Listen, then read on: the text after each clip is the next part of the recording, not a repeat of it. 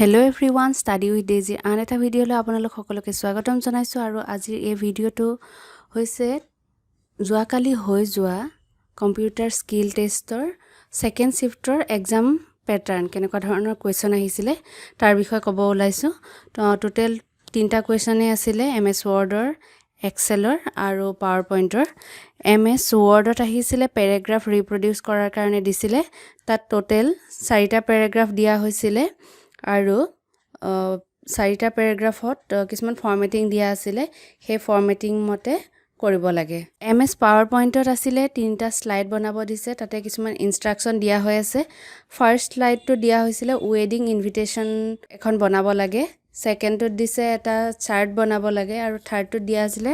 graduation সেৰেমনিৰ এখন slide বনাব লাগে আৰু তাতে কিছুমান ইনষ্ট্ৰাকচন দিয়া আছিল আৰু গ্ৰেজুৱেচন সেৰেমনিৰ যেটো স্লাইড আছিলে তাতে এখন ফটো লগাবলৈ দিয়া হৈছিলে এক্সেলত স্যালাৰি শীটৰ কোৱেশ্চন আহিছিলে তাতে নেট স্যালাৰি উলাবলৈ দিয়া হৈছিলে number of working days bonus total স্যালাৰি total deduction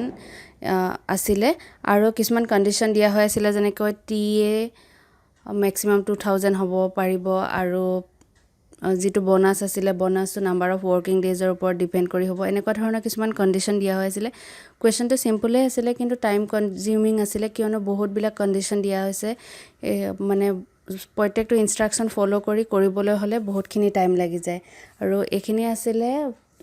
যোৱাকালি হৈ যোৱা সেকেন্ড শিফটৰ question pattern thank you for watching